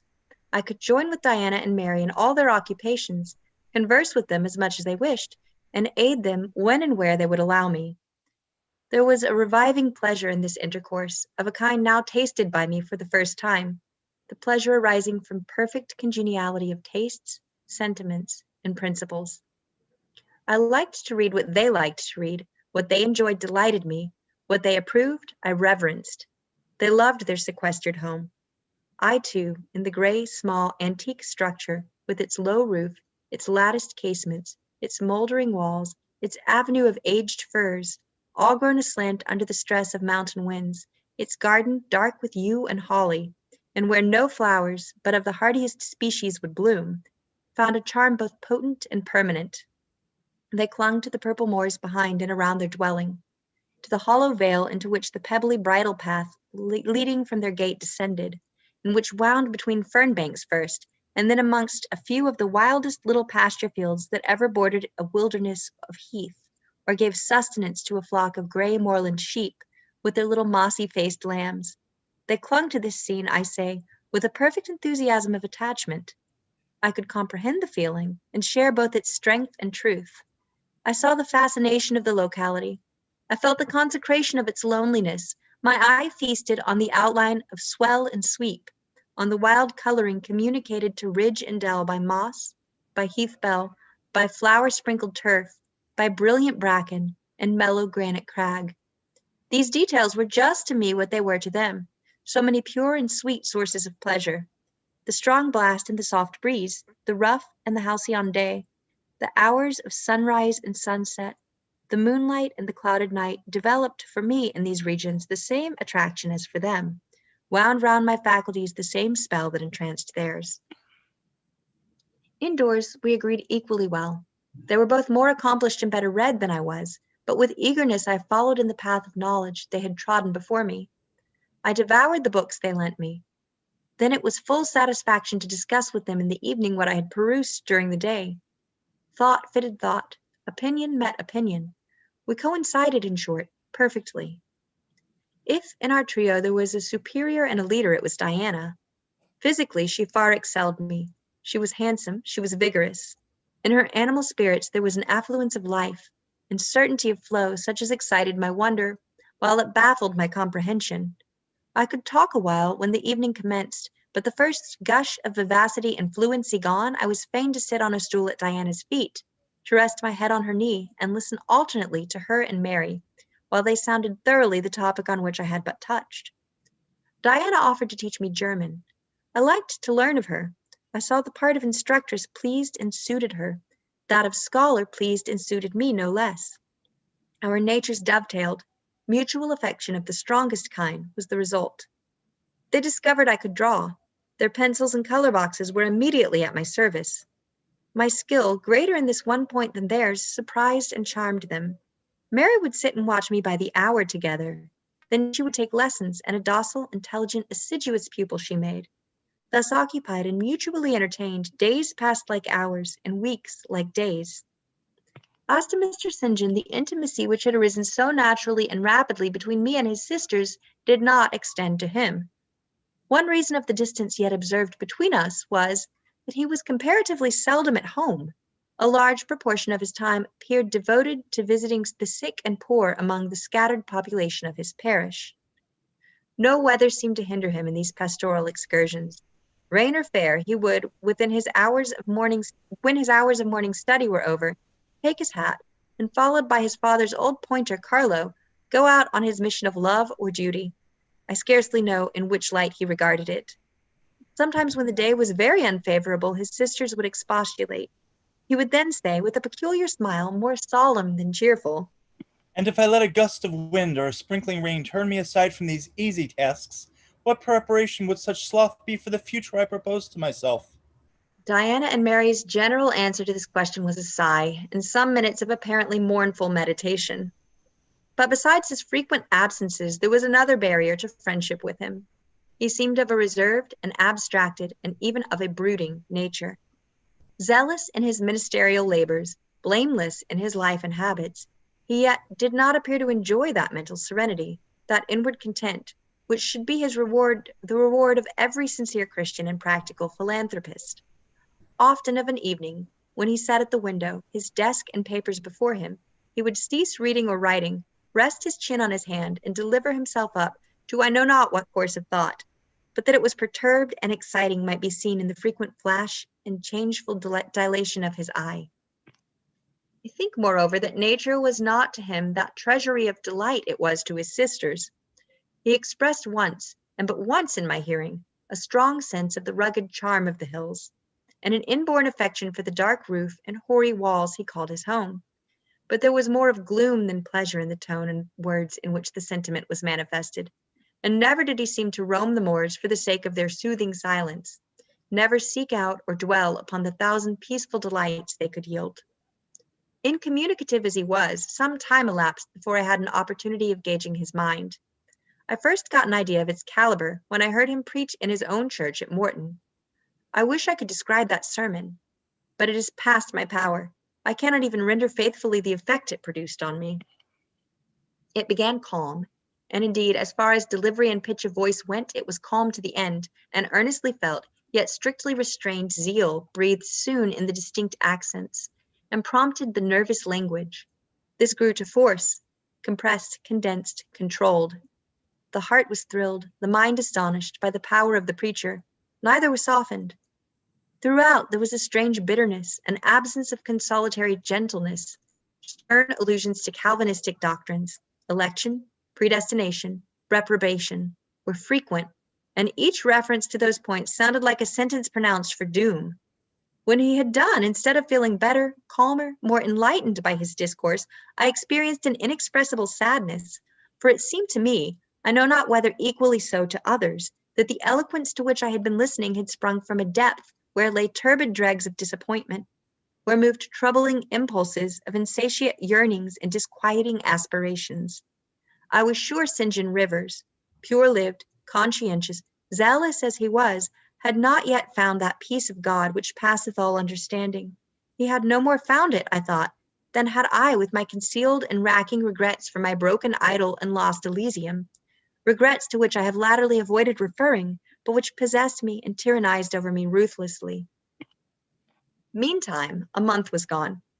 Diana and Mary were soon to leave Moor House and return to the far different life and scene which awaited them as governesses in a large, fashionable, south of England city, where each held a situation in families by whose wealthy and haughty members they were regarded only as humble dependents, and who neither knew nor sought out their innate excellences, and appreciated only their acquired accomplishments as they appreciated the skill of their cook or the taste of their waiting woman. Mr. St. John had said nothing to me yet about the employment he had promised to obtain for me, yet it became urgent that I should have a vocation of some kind.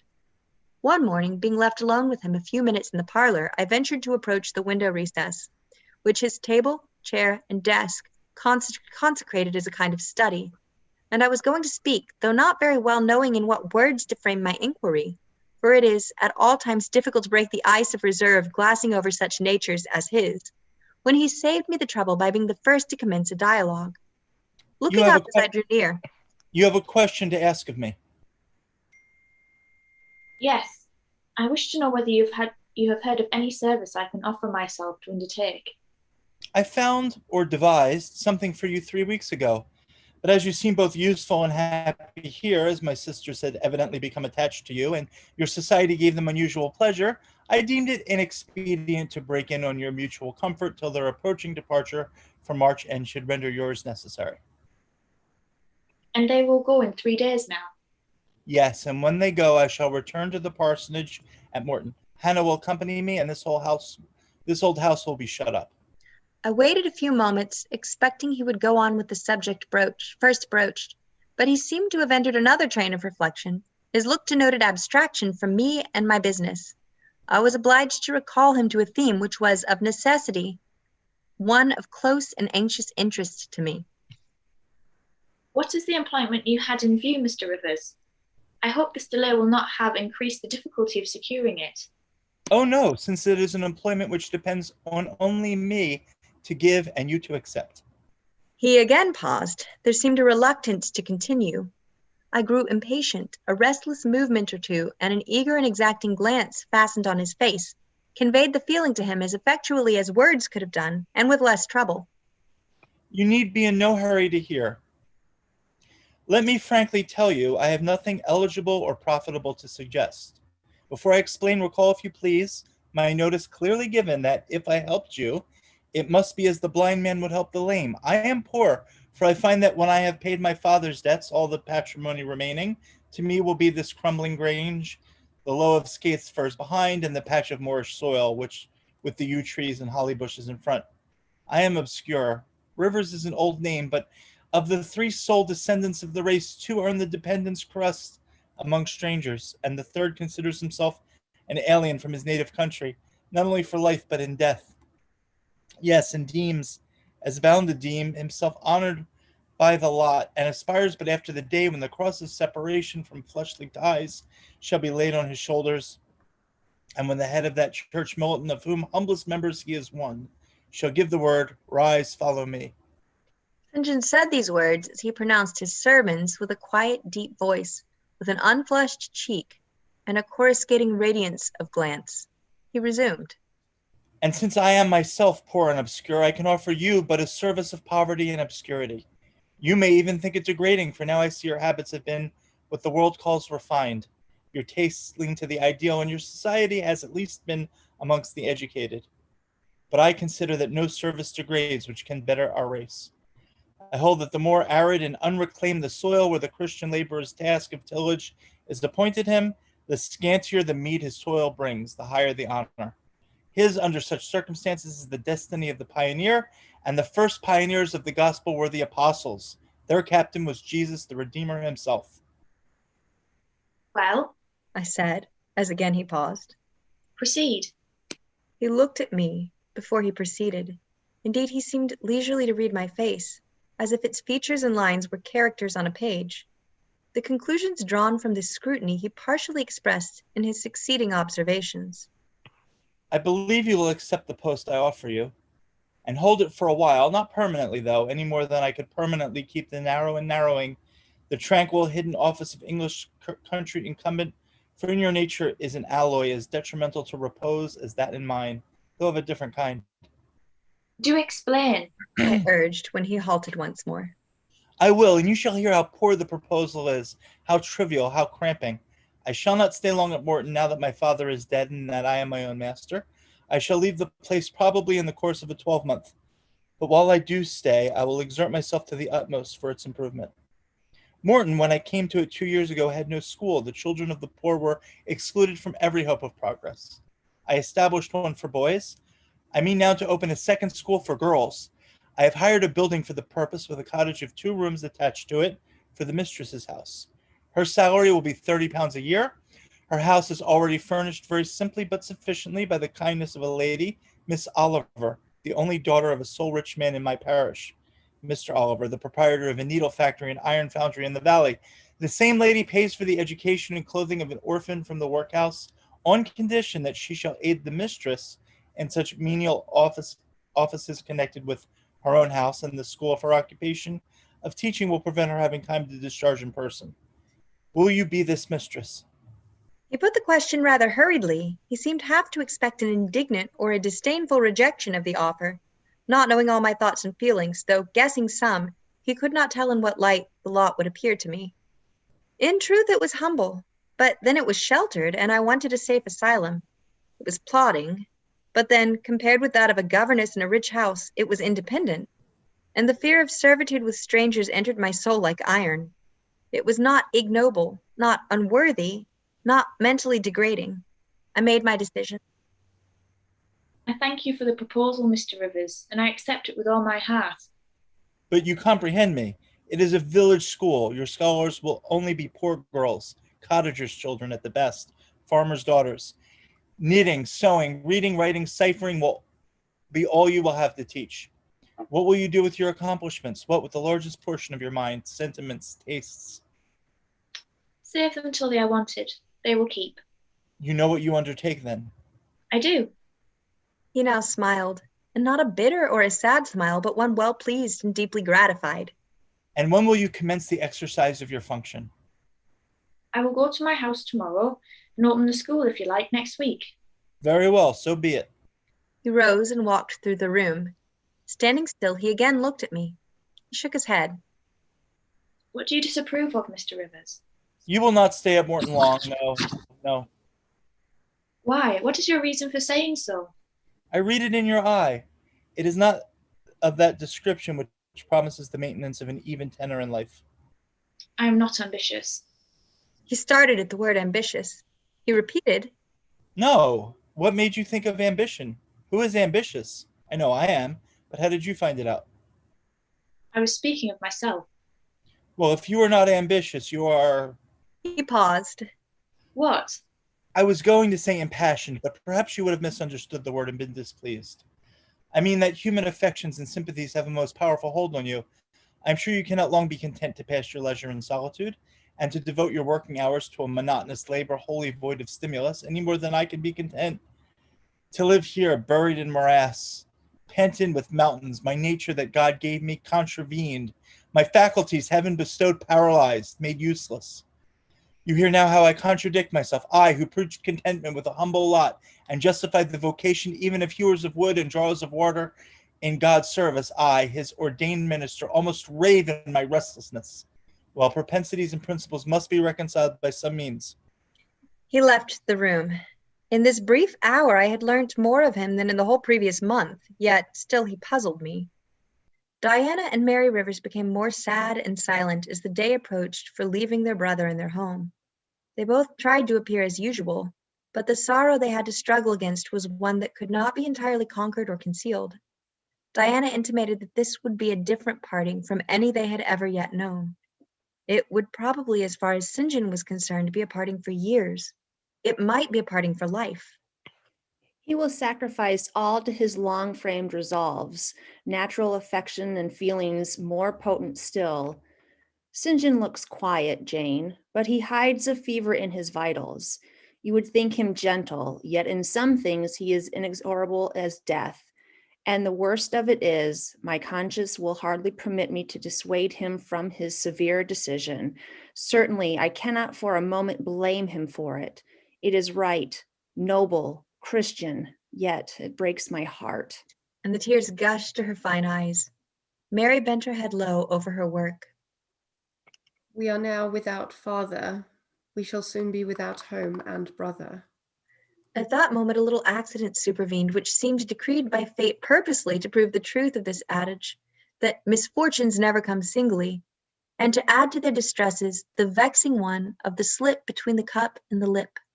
St. John passed the window reading a letter. He entered. Our uncle is dead. Both the sisters seemed struck, not shocked or appalled. The tidings appeared in their eyes rather momentous than afflicting. Dead? Yes, dead. She riveted a searching gaze on her brother's face. And what then? She demanded in a low voice. What then, Di? He replied, maintaining a marble immobility of feature. What then? Why, nothing. He threw the letter into her lap. She glanced over it and handed it to Mary. Mary perused it in silence and returned it to her brother. All three looked at each other and all three smiled, a dreary, pensive smile enough. Amen, we can yet live, said Diana at last. At any rate, it makes us no worse off than we were before, remarked Mary. Only it forces us rather strongly on the mind the picture of what might have been and contrasts it somewhat too vividly with what is. He folded the letter, locked it in his desk, and again went out. For some minutes no one spoke. Diana then turned to me. Jane, you will wonder at us and our mysteries, and think us hard-hearted beings not to be more moved at the death of so near a relation as an uncle. But we have never seen him or known him. He was my mother's brother. My father and he quarreled long ago. It was by his advice that my father risked most of his property in the speculation that ruined him. Mutual recrimination passed between them, and they parted in anger and were never reconciled. My uncle engaged afterward in more prosperous undertakings. It appears he realized a fortune of 20,000 pounds.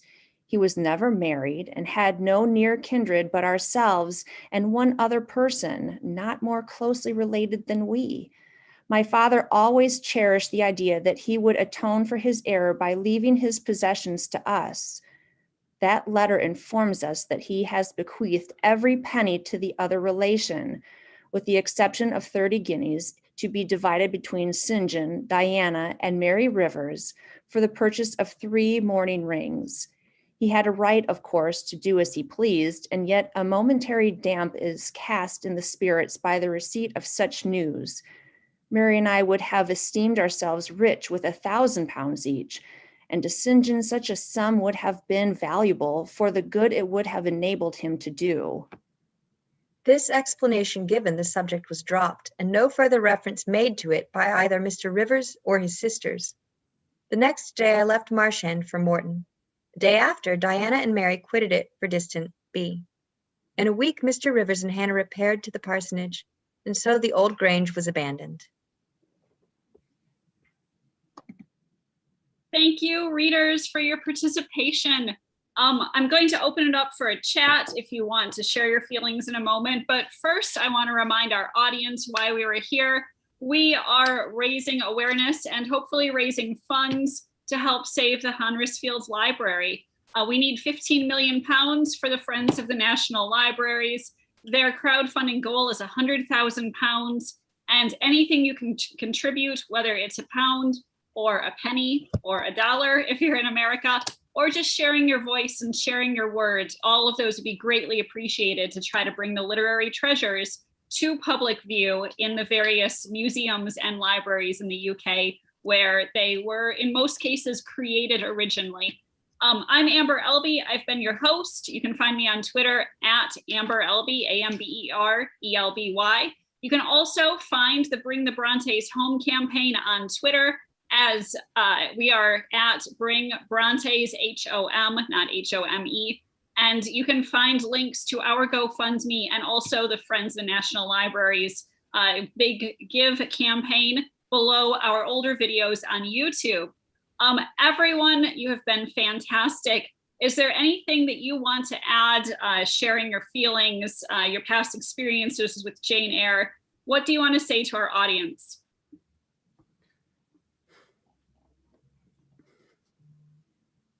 Anything? This is not as tumultuous of a passage as it has been recently. So we've had like a lot of turmoil in Jane's life leading up to this, and we come here and it's all kind of calm. So there's a big contrast. Maybe we don't have big feelings about this passage. Anything you want to say about Jane Eyre in general? I mean, I'm just reading this passage. I was reminded of the subtext that gets handled so well in Jane Eyre, because there are, well, when I read it the first time, or tried to read it, I don't think I made it all the way through. I was way too young to read all the subtext. And I think this passage especially is really good about, you know, there's just mannerisms she puts in there that you don't necessarily clock the first time that you read it. And now that I'm even older than the second time that I actually did read it, it's still catching me off guard sometimes with, you know, how she writes. St. John, for example, is, you know, as a grown woman now, it's really interesting to kind of read how clear she is about, you know, this man who is in charge, and he's used to being in charge, and this is what's happening, and he's making decisions for her, like, oh yes, I found this thing, but I wasn't going to tell you until it was completely necessary, because I made that decision for you. I don't know, that in particular just struck me this time around. And it's really interesting too, one thing we've talked about during other sessions is how Jane Eyre grows with you. And so when you read it as a child, you relate to young Jane in the first few chapters. And then as you grow older, you relate to Jane in different segments of her life. And you also notice things that you don't notice as a child. So when I read Jane yesterday, the very first thing I said to Mr. Rochester was, "Am I wanted?" And that means something different to adults than it would to a younger reader, perhaps. So it's really interesting to come back to it. And audience, if you have not read Jane Eyre since you were in primary or elementary or middle school, come back to it, because you'll see so many of these subtextual innuendos, whatever you want to call them, Freudian slips perhaps, and look for those as you read. Do you want to add anything, Christina? I'm thinking about it because I read this book once before, and I think that what people think about the most with Jane Eyre is the moral dimension, right? That she is so firm in doing what's right. And a lot of times that's thematic, as in, no, I want to marry Mr. Rochester, but I'm not going to because it isn't the right thing. I don't know how much to spoil. I guess I just won't. And so she leaves, and she, you know, practically dies as a result of it. But what struck me in this reading, and what I was laughing at, was how sure she is of herself and her own morality, and that she is right in every single instance, right up to talking to the servant and saying, well, it was very wrong of you to think I was a beggar. How dare you? And then making the servant apologize for that. And I think it's funny that it's not just thematic, it's also like very clearly a character trait on her part. Yeah, and when you read Jane as the narrator too, you notice how much she talks to the audience. And you hear her saying like, reader, reader. And then we see that repeated with no spoilers, we see the word reader and followed by a famous sentence at the start of the last chapter. And so she does have this kind of conversational, like, you're on my side with all of this relationship with her audience as well. So we talked some yesterday about Branwell, because yesterday was Branwell's 204th birthday. Today, I was hoping to bring in a little bit of Anne and Emily to our discussions. I have on a Team Anne button, and I don't have a Team Emily button, but I have some Heather in a vial. So that's my Emily representation. Christina, I know you have some strong feelings about Wuthering Heights. So would you like to share anything that either of you love about Anne or Emily, and why our audience should check them out too? It's been so many years at this point. This is probably going to be vague since I've read Wuthering Heights. But what I was talking about with my son the other day when we started talking about Jane Eyre was Charlotte's preface, and how much she tries to tone it down for Emily and say, you just need to understand. She was very smart and very passionate, and she had this wild spirit, and how much Charlotte wants things to be correct in the eyes of society. And then you read Wuthering Heights and you see just how little Emily cares. Like, it's this classic big sister, little sister relationship where the big sister's always trying to make everything go right, and the little sister's like, well, watch this, I'm going to mess it up on purpose. And Wuthering Heights is just delightful and sort of appalling if you like some of the characters like Heathcliff too much. You really should not do that. But I think also delightful in how transgressive it is. And it was the same relationship with Anne too, where Charlotte was kind of like, you should not publish Tenant of Wildfell Hall. And Anne went ahead with what she wanted to do. We were talking yesterday too, and feel free, Tamara, to jump in again about Anne or Emily. But we were talking yesterday about how Jane Eyre was presented to many of us, especially female identifying readers, as a romance, and how that is perhaps problematic. So do you have any feelings about if this is supposed to be a romance in the let's choose the man we want Jane to marry type of way, or is it something else? I mean, I can talk about Wuthering Heights more with that regard than I can this one, because personally, I'm Team Emily. I love Wuthering Heights, and the reason why I love it is because it's not a love story, and it doesn't shy away from really dark things. And so when I like I said, I discovered the Bronte sisters as an alternative to Austen, who is a brilliantly talented writer, but it's just not my cup of tea, in the sense that, you know, I'm not a romancy person. I like my Tolkien. I've got, you know, Star Wars behind me. And Wuthering Heights was the first one I read. I read that before Jane Eyre.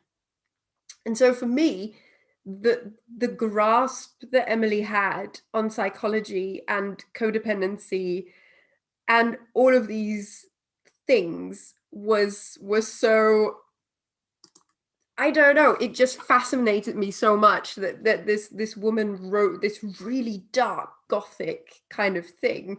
And then once I finished reading it and I put the book down and I wanted to talk to people about it, they were like, oh, but it's a romance. And I was sitting there going, no. And Jane Eyre is a completely different story, because my mum basically introduced me to it because she saw the I think it's an Orson Welles film. Is that possible? Is there an Orson Welles Jane Eyre film? I want to say there is. I hope someone looks it up on IMDb and tells us. Yes, somebody look it up. But it was this black and white film, Jane Eyre, and she saw it when she was around 5, and she was traumatized because she was so scared by the, you know, wife in the attic. And so I ended up reading it from the perspective of, oh, maybe it's creepy, maybe it's a horror. And yeah, so I came at it from a completely different point of view, probably, because I was never introduced to either of these two as romances. and thank God for that in a way, because Yeah. psychologically it's just not healthy. So the internet does confirm it's Orson Welles and Joan Fontaine in 1943. And the poster at least has Jane and Rochester kind of embracing with a burning house in the background. So lots of imagery and, stuff going on with that. So it has the romance tied with the wife in the attic, which we haven't been able to talk about for most of our sessions because we've been keeping it spoiler free. And something that I found really interesting yesterday is each time we met Rochester, we've met him in four different segments with 4 different performers so far. Each time our performers, even if they didn't say it at the end of like during this conversation, they were typing in the chat like, Rochester is horrible and I can't believe he's saying this. And people saying stuff like, well, Bill, who joined us as St. John, he said Rochester is such a tool. And I think that's an interesting thing, given that so many young women especially are, here's a romance, it's called Jane Eyre, have fun reading it. So our ideals of the masculine ideal have changed quite a bit in since past generations. So, I love that you all are bonding in the chats over your love of Star Wars as well. We were trying to figure out how to incorporate lightsabers into one of our segments and could not quite figure out how that would work. No sword fights in Jane Eyre, unfortunately. So anything else you all would like to add? So can we talk about romance a little more? Sure. In the sense of love stories, but also in the sense of like the romantic era, which Charlotte Bronte is past because she's writing like what, I guess decades later at this point. Because I think that what's attractive about all the relationships, even though they are arguably so toxic, but this and in Wuthering Heights, is that they have this passion. And I'm not really at all convinced that Charlotte means us to disapprove of Rochester, although of course he has to undergo this transformation. But we're talking about the attic wife now, which is good. It's difficult to say, I've redeemed myself from that time for years and years where I kept my wife in the attic, and now I understand the error of my ways. Will you marry me? Please, if you're out there, say no if anyone ever proposes to you in that way.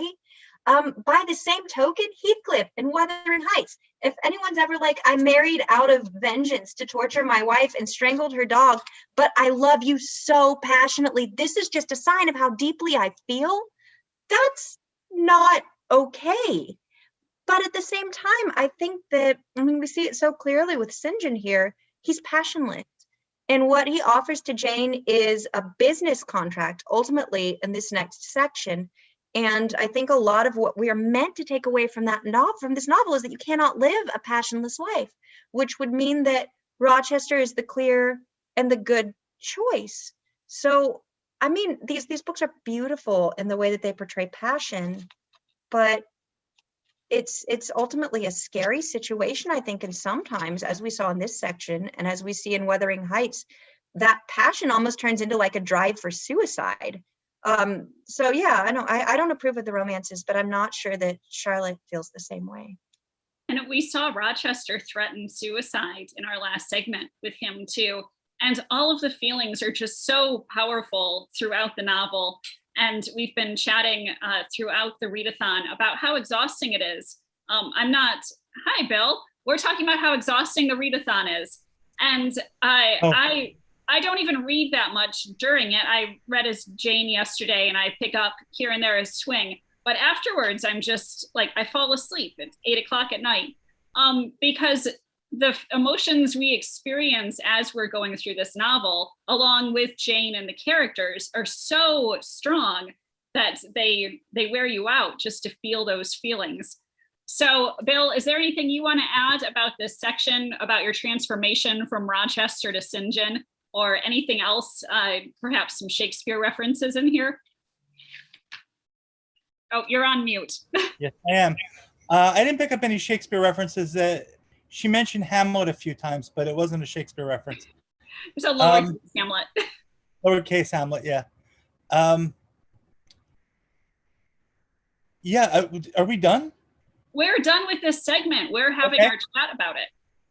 I just stepped out and I came back. Yesterday I stepped out, and when I came back, it was like years later. Yeah. It felt There's like a lifetime had passed. And they were talking about things that happened years ago that hadn't happened yet when I left. So, this 19th century literature stuff, you blink and you miss half of it. So It's true. yeah, it's interesting. I feel like we're getting started with these new characters and a new stretch of life for Jane. And I'm looking forward to seeing where it all goes. I know you've got another reading coming up at 1. Yes. So in just over an hour, we're going to come back and hopefully we'll see some cats. I don't want to give too much away, but there are some Jane Eyre cats that are owned by one of our readers, like Jane Eyre named, and I hope they show up because the cat in this novel, this is the spoiler I will share, disappears. We saw a cat jump on Mrs. Fairfax's lap in an earlier chapter, and that cat is no more. It's never mentioned again. The dogs come back, and we see dogs later in the novel as well, so we know they're okay at the very end, but that poor cat. Well, we know a lot of people with cats that come to readings on Zoom. We have Shakespeare cats as well. There's a Hamlet that comes to our Shakespeare readings. This has been a lot of fun. I really enjoy sharing this with you all. And I'm glad that this segment could represent Team Emily. Bill, you should read Wuthering Heights, perhaps, as your follow-up. I've read Wuthering Heights. You said that. So do you want to add anything about Wuthering Heights and how you feel about how it relates to Jane Eyre, perhaps? No, I do not. Okay. That was a good answer. So I do love the Tenant of Wildfell Hall also. There is a dog in that. There is no dog hanging in Tenant of Wildfell Hall. So it's different than Wuthering Heights in that way. So check out the novels by the other sisters. Yesterday, I mentioned Branwell's Juvenilia that's available. It's harder to get, but they have it at the Bronte Parsonage Museum, which is also where I got this little Heather and Team Anne. So hopefully someday, once we have raised the 15 million pounds for the Honresfield Library to reunite their documents and manuscripts with their museums where they belong in public view, we can all go to the parsonage, check out the scenes where this and the other Bronte novels were written and take place, and just look at the stuff on display and say, I helped with that. So viewers, please contribute if you can to the GoFundMe and the big give campaign from the Friends of the National Libraries. Please spread the word. Check out other Bronte related stuff. Read Jane Eyre, read Wuthering Heights, read Tenant of Wildfell Hall, read Branwell's stuff, read their father's, Patrick's poetry as well, and just join in all the fun. So thank you so much, readers. I'm going to end the live stream. If you want to stay here and chat for a moment, we can. But those watching the live stream will be back in